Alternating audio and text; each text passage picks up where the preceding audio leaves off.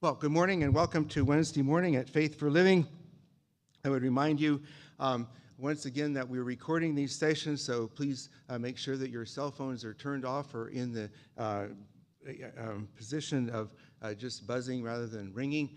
And remind you that tonight at 5:30, weather permitting, we will have our picnic in Perry Park. I do need to tell you that there's been some damage with the high winds here at Lakeside. Believe it or not, 2 of those metal benches that are screwed down to the cement on the dock have blown off and they're now in the water. We've lost 2 benches overnight, as well as the tent that was up for the tent meeting and the other programs. It is damaged, but it has been taken down by the maintenance department. So we have those things concerning, as well as tree branches and things that are down. So the wind is taking its toll here at Lakeside.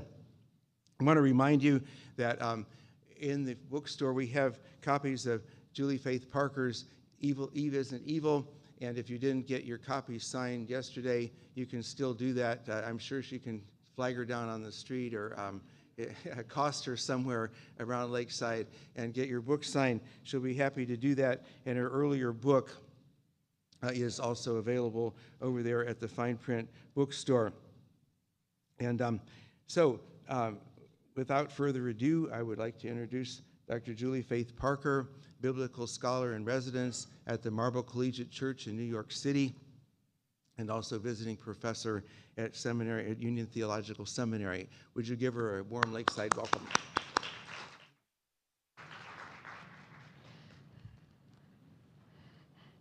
Thank you, my friends. Thank you so much for being here. I have a number of housekeeping announcements today, and none more important than the birthday of our beloved Reverend Dr. Charlie Used. And I know I've got a room full of singers here, so we're going to sing to him. He said it's not necessary, but we know it is. So here we go. Ready? That's your note. Happy birthday. Oh, Mike's going to play. Mike's going to play. Wonderful. All the better. Thank you, Mike. How fabulous. Man of many talents. There we go. Happy birthday to you. Happy birthday to you. Happy birthday, dear Charlie.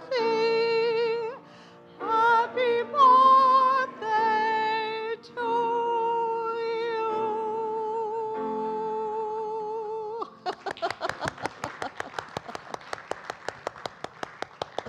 Much love from all of us, Charlie, and so much gratitude for all that you do with love and grace and professionalism and kindness. Please know we are so grateful to you. A couple more housekeeping announcements, please. One, tomorrow, for our final Faith for Living class, we're going to have a short skit. And so I'd like to ask, I'm going to need 3 actors, please. We're going to do a short scene from Luke chapter 10 with Mary and Martha and Jesus, and with a new twist on this story. So I need 3 actors, please, 2 women and a man. And I'm going to ask if my actors would volunteer. I'll give you a minute to think about it. At the end of our class, I'll circle back. And if you would please be here tomorrow at 8:45 for a brief rehearsal. Okay? So we'll circle back to our Actually, do I have volunteers now? Maybe I've got some inspired thespians. I need 1 man and 2 women. Okay, good. Thank you so much. What's your name? Bill. Bill's going to be my Jesus. Good. 2 women, please. Okay, I'll circle back. Pray on it, okay? A couple more announcements. Something that I mentioned yesterday during the book discussion. Should you read Eve Isn't Evil in a group? 2 things. 1, if you go to my website, juliefaithparker.com, click on latest release, you'll see a button that says download free study guide. I have a study guide in Word, so you can do with it whatever you like. It's 5 sessions with 1-sentence icebreakers, questions to ask, an optional Bible study, and a closing prayer. So if you choose to use it in a group, the work is done for you. And if you also choose to use it in a group, I'm delighted to Zoom in for free to a session and answer questions. You can contact me by the contact page on my website, or my email, very on brand, juliefaithparker@gmail.com. So I just wanted to share that offer with you. Now let's turn our attention to our text for today, which Love, Loss, Life. We're going to be looking at the book of Job. And the research for this class comes from the chapter, The Job of Job, which is in this book, as you see here, chapter 6.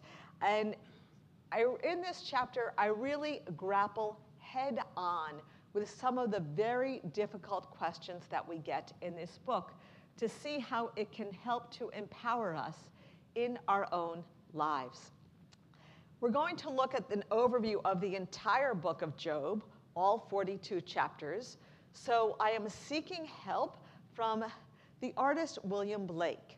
He was, as you see here, an English poet, painter, and printmaker, well known in the Romantic age.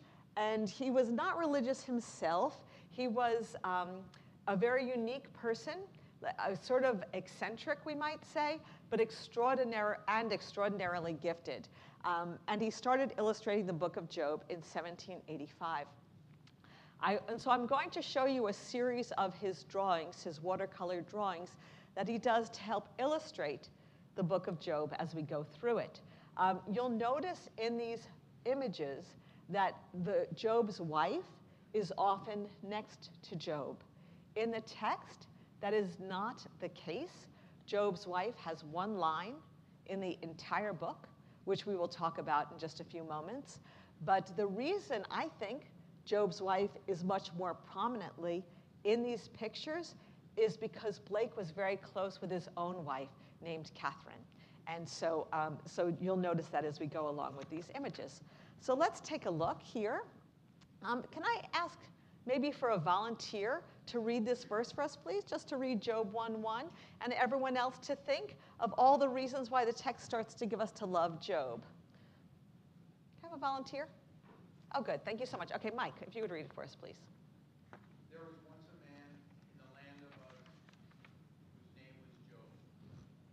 That man was blameless and upright, one who feared God and turned away from evil. Okay, thanks so much, Mike. So this is really an ahistorical book. It's not said, Uz is kind of hard to place. As my professor John Collins says, Uz may as well be Oz. And if you look at this illustration, it kind of fits, right? Although, of course, Blake didn't know about Oz. But here you see Job. He's looking very pious.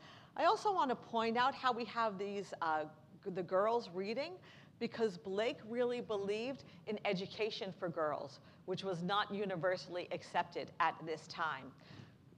So why are we supposed to love Job? What does the text tell us? He's what?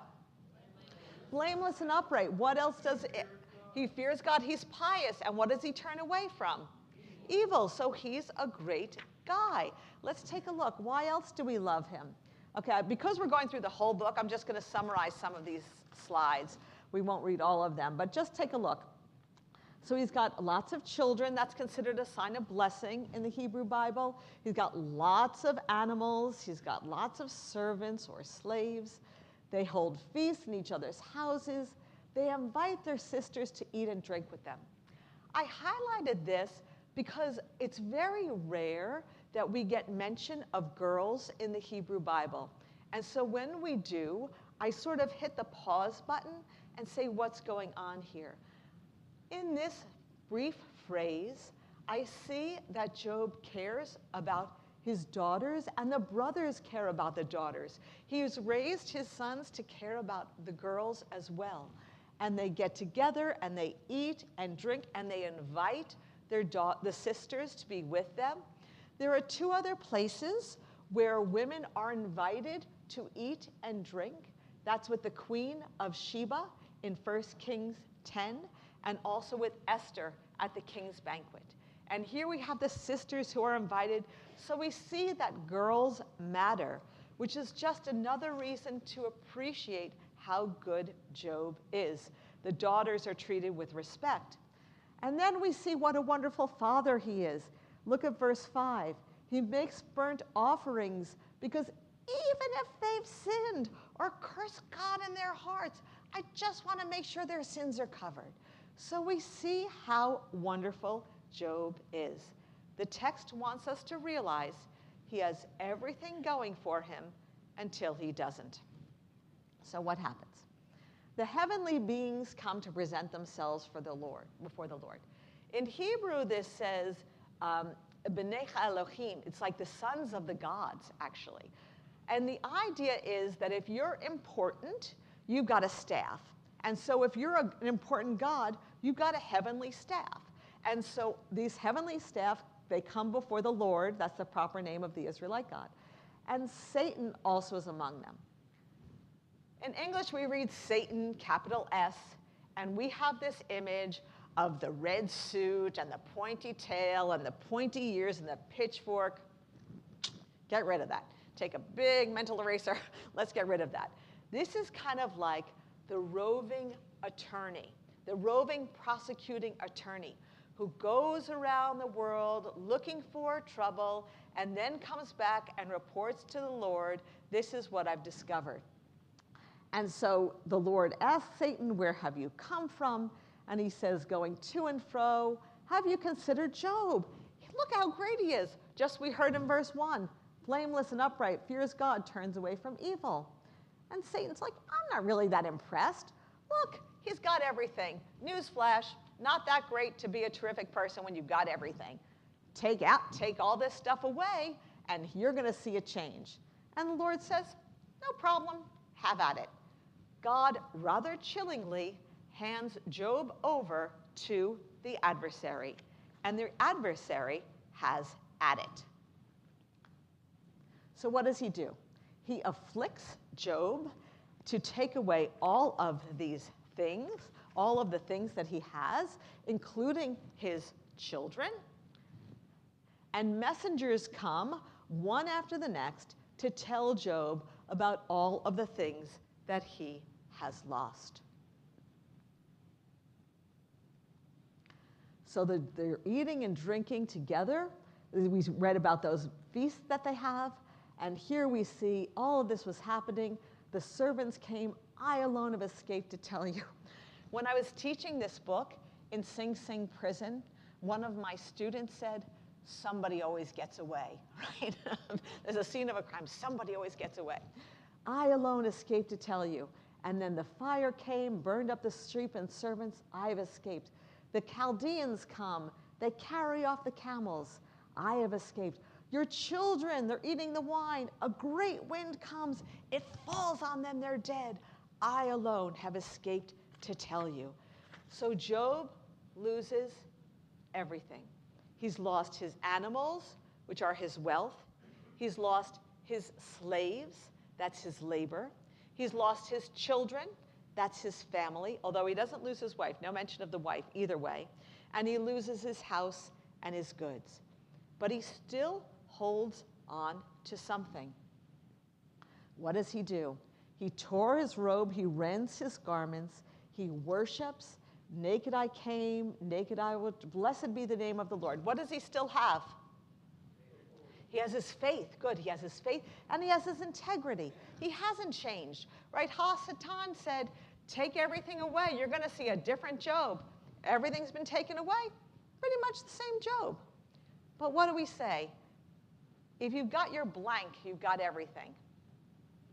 You've got your health. People say that. I don't know that that's true, but that's a saying. You've got your health, you've got everything. So Satan says basically, you know, I'm not that impressed. Oh yeah, okay. So we've got this second round. You know, he's still, look at verse 3. He still has his integrity. Even though you decided me to destroy him for no reason, which I did. I said, oh, who cares? Now touch his flesh. I'm not that impressed. Touch his flesh, and then he's going to curse you to your face. And the Lord once again is like, okay, have at it. And he does, and he goes away from the presence of the Lord and inflicts all these sores upon Job. And so he now is this picture of desolation. And we see this here, Job 2:8. He took a potsherd with which to scrape himself and sat among the ashes. So here Job is now, this portrait of desolation when he has lost everything. What I do in this book is I go back and forth between information about the Bible and some very personal stories. And what happened with me was I was teaching a seminar, a semester-long seminar on the book of Job at Trinity Lutheran Seminary. And the same time I was teaching that course, this was in the spring of 2016, the story of Job was unfolding in my own life with my father.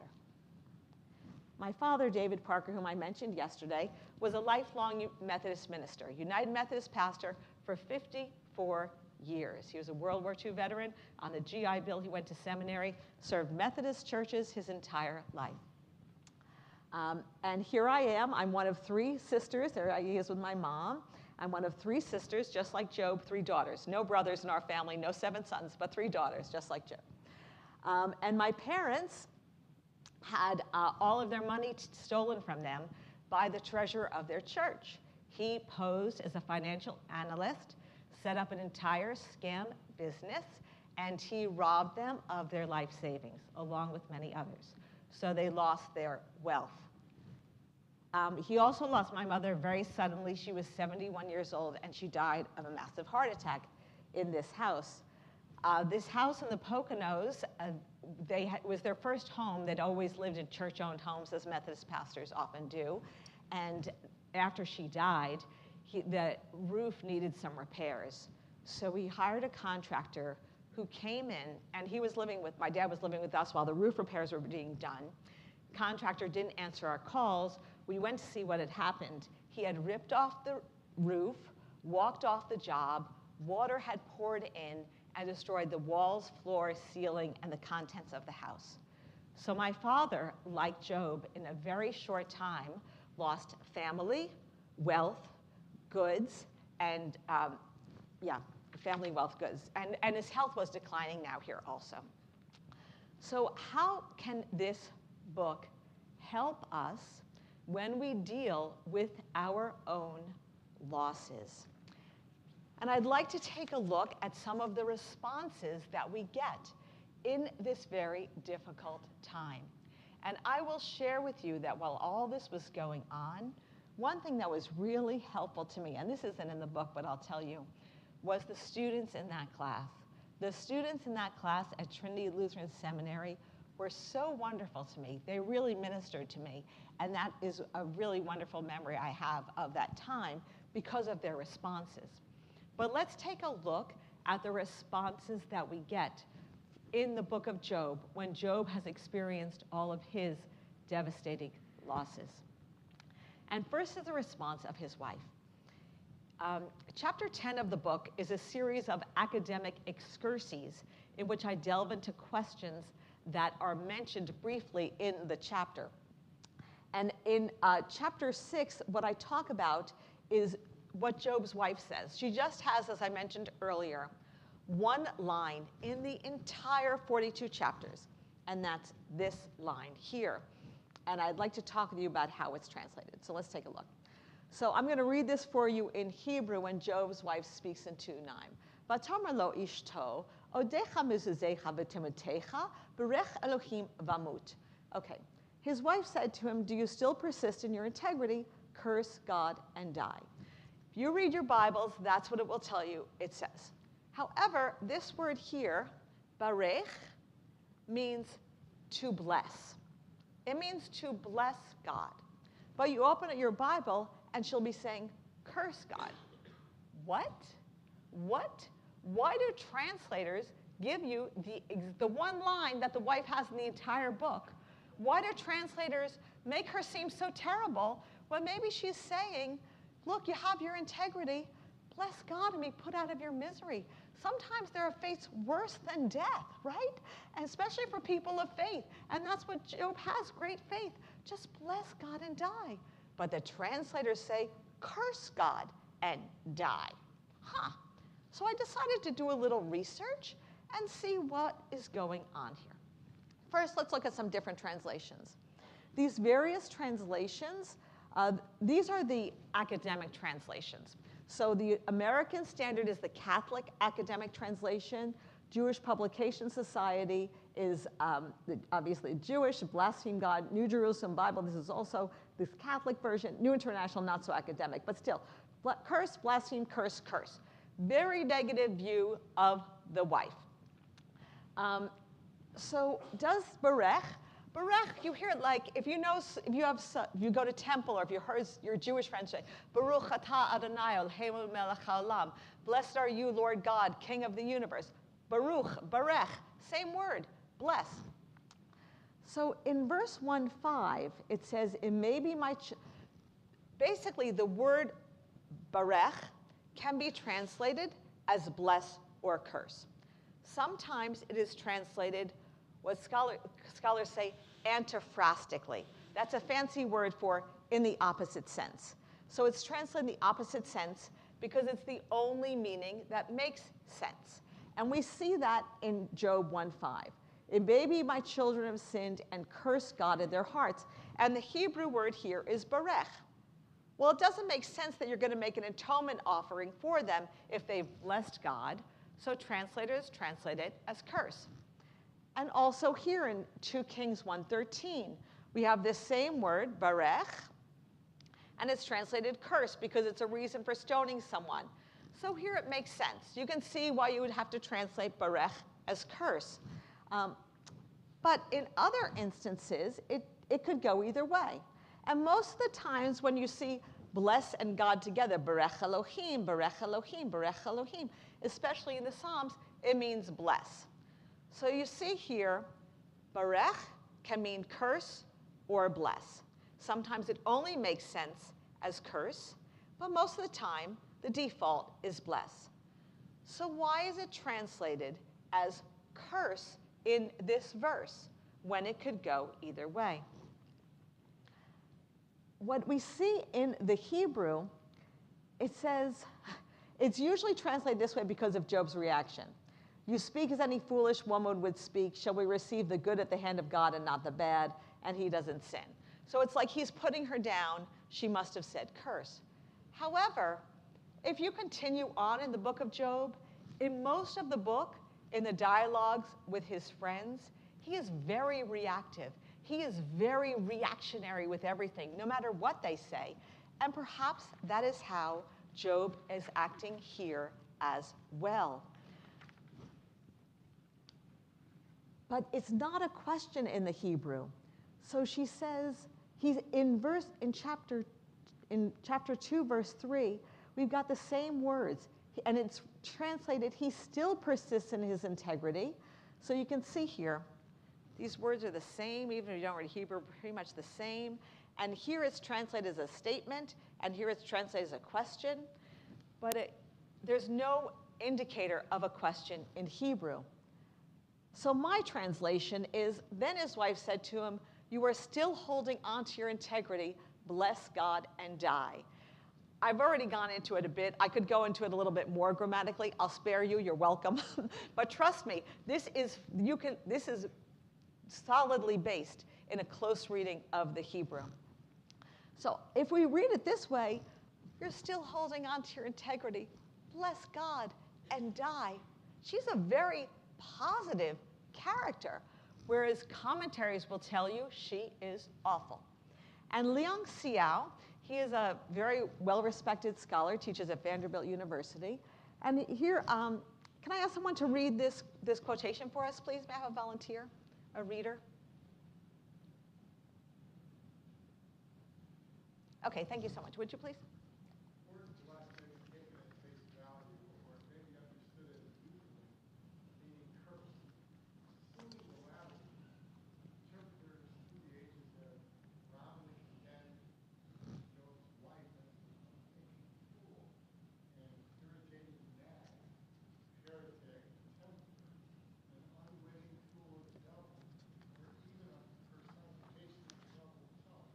Okay, that's right. So she is viewed in a very negative way. She's often viewed as a counterpart to to Eve, so a woman who brings men down.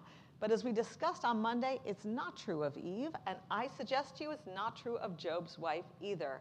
We've talked about the power being in the interpretation, and to translate is to interpret. And so we see here some artistic presentations. Here she is very compassionately pouring water on him, but some interpreters say she's harming him, even though she's actually comforting him, as the musicians are. And this painting is kind of interesting. So this painting was done by Georges de la Tour, and it was in the early 17th century.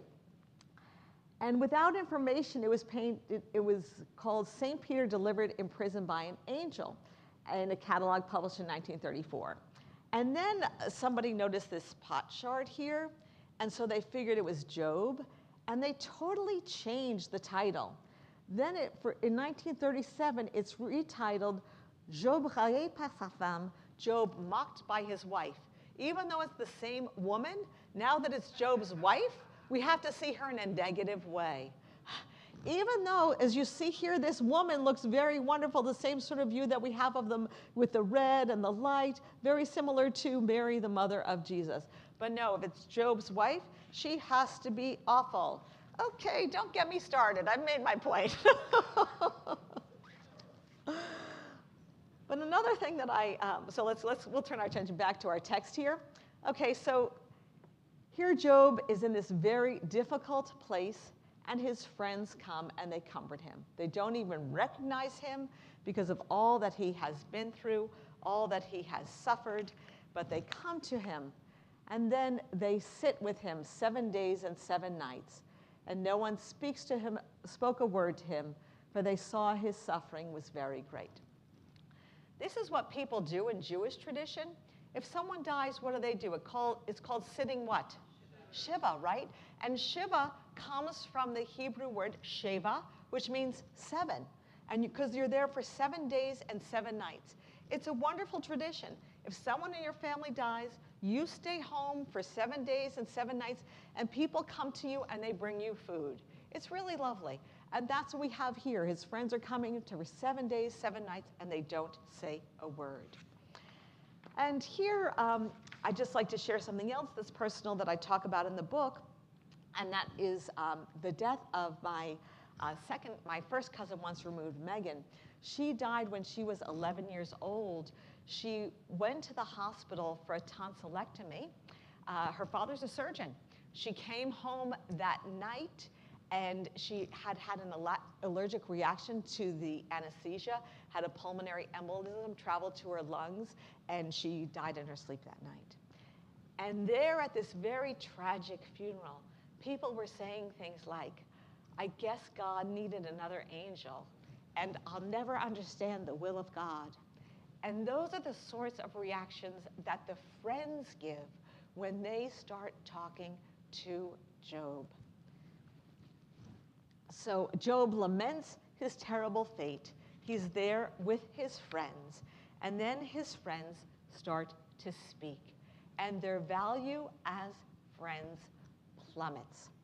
Okay, so they go and they tell him what he is doing wrong. And the book proceeds with this.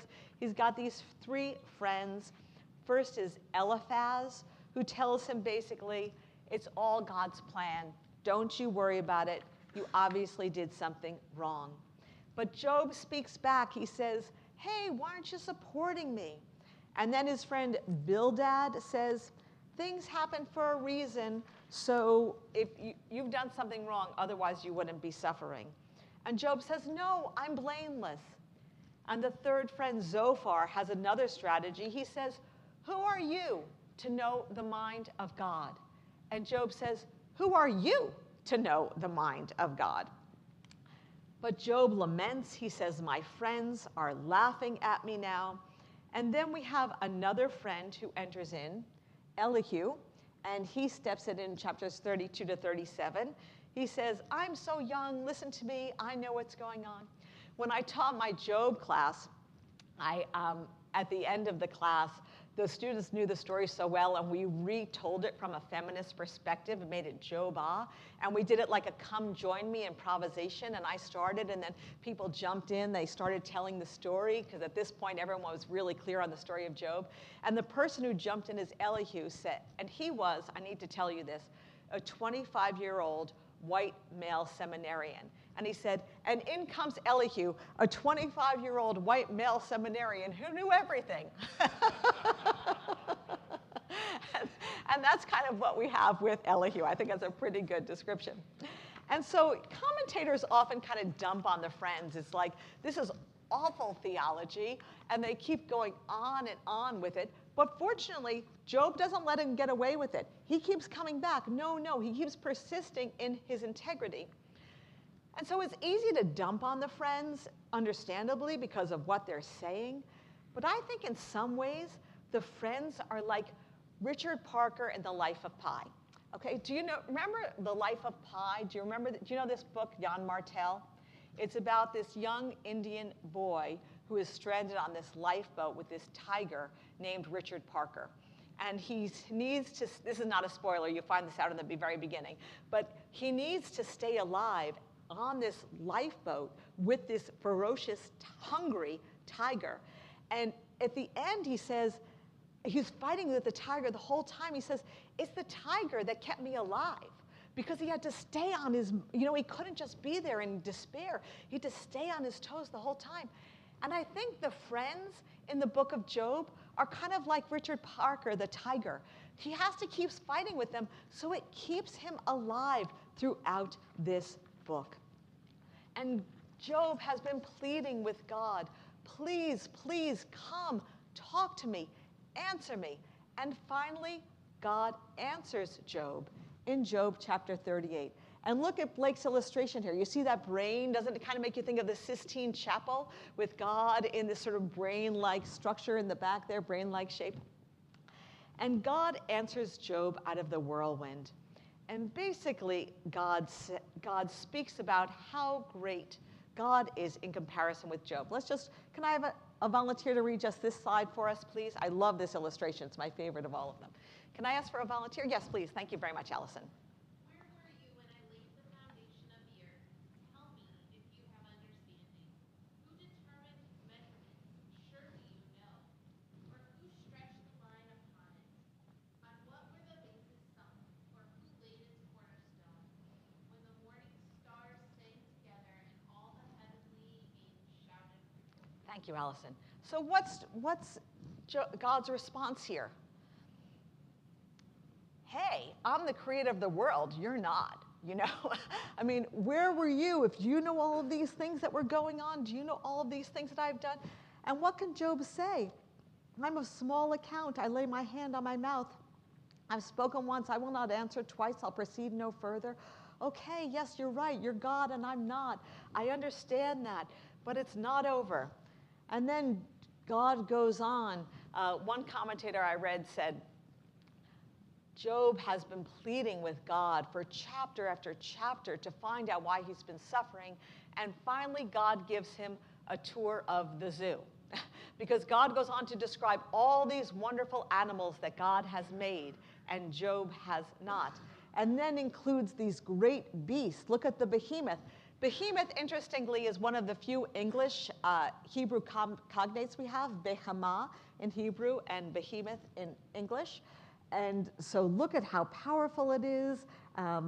Only its maker can approach it. So God is kind of showing off. Look at all that I can do, and you cannot. And then Job answers, I know that you can do all these things. Who is it that hides counsel without knowledge? These are things too wonderful for me, which I did not know. But the English here in verse 6, therefore I despise myself and repent in dust and ashes. It doesn't read that in Hebrew.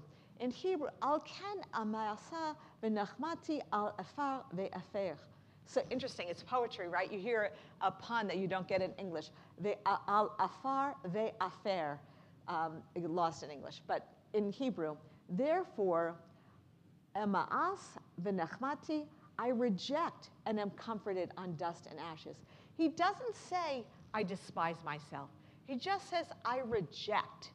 And there's no object. So reject is a transitive verb. It needs an object. But he doesn't say, he just says, I reject and am comforted on dust and ashes. And I don't like this translation, I despise myself, because I don't see the self-loathing there with Job. Perhaps he's just rejecting the toxic theology that his friends have been spouting all along. Therefore, I reject, and I'm comforted in all of this. And then the Lord speaks these words, and God takes the side of Job and speaks against the friends and says, you have not uttered truth the way my servant Job has. And then let's read this. Can I ask for a volunteer to read this slide for us, please? 42, we get to, yes, thank you, Glenn.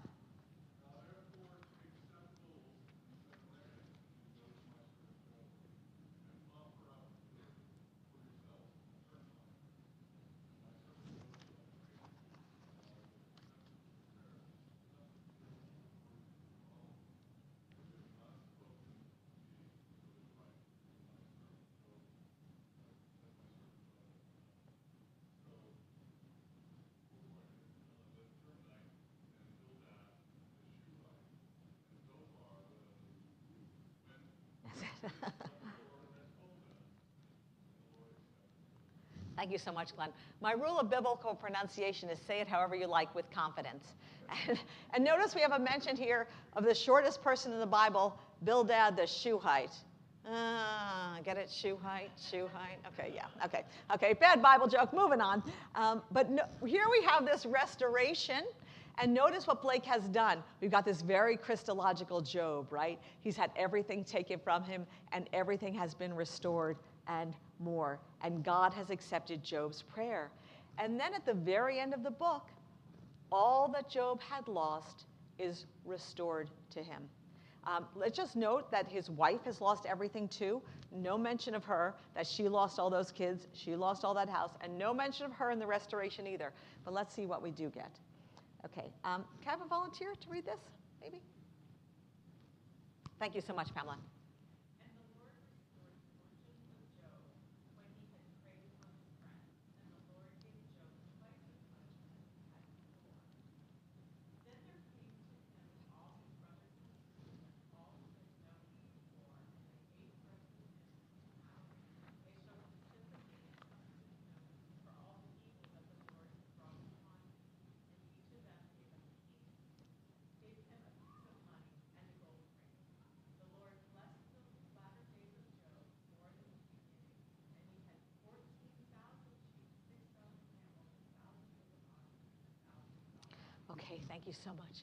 If you'll note it, thank you, Pamela. So everything comes back to him. So he gets all of these,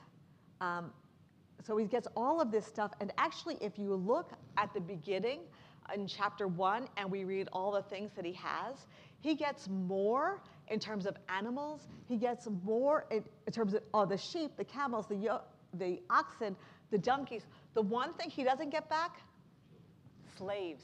He gets children, they're coming. He doesn't get back slaves. Maybe he's learned something from his time on the ash heap about what it means to live that way. The slaves are not restored to him. And here we see his family coming into him with money. Around the time that this was written, the coins were just being invented and used, money being circulated in coins as opposed to barter. And here we see this music and this celebration as everything is coming back to him. And the family does come back to him. Look, he gets the 7 sons and 3 daughters. Now to us, the new family is like an affront. What about those old kids? Don't they count? But the narrator just wants to show he gets back everything that he has. That Job is the same as he was, except he is not. Because look what happens here. He has his 3 daughters. He names the first Jemima, the second Keziah, the third Karen Hapuch. The name Jemima, this was now we no longer have Aunt Jemima service because we realize what that was about. But the slaves used to name their daughters Jemima because it symbolized this restoration that is possible. And Jemima means dove. And Keziah means cinnamon flower. May this daughter know the subtle sweetness of life. Dove, may she know peace. And the third Karen Hapuch, Karen means horn, and Hapuch is the mineral antimony. And if you read in commentaries, I guarantee you, they'll tell you it's a cosmetic paste. But I say a Karen as a horn was a sign of divinity. And antimony is a compound that is always combined with another. Antimone, not alone. And so perhaps he is endowing his daughter with strength and solidarity. But notice how the girls, maybe like a budding feminist, Job realizes that daughters matter as much as sons. And the text goes out of its way to prove it, because the sons remain anonymous, but the 3 daughters are named. And he gives them an inheritance along with their brothers. This is the only place in the entire Old Testament where girls receive an inheritance along with their brothers. And then he lives 104 years. He sees his children and his children's children for 4 generations. And notice what Blake has done here. He's put these girls who are reading because he believes in this role of education. And he could have remained forever in this ash heap, but we see how God wants this fullness of life. Job goes on, and he is blessed. The book of Job invites us to develop our own faith for living as it deals with some very hard questions. All of us at different points in our lives cope with loss. The book of Job reminds us that we can come back from devastating losses. The job of Job is not to be patient, he isn't, or to silently endure abuse, he doesn't. Rather, Job offers timeless wisdom for the challenging periods in our own lives. Believe in your own voice. Trust the authority of your experience. Hold on to your integrity. Grapple your faith to your soul and know that restoration is always possible. Thank you, my friends. Thank you so much.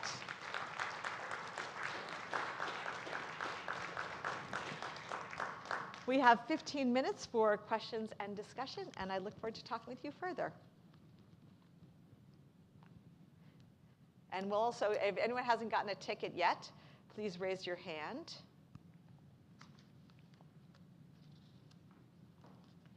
Okay, we need a ticket or a question?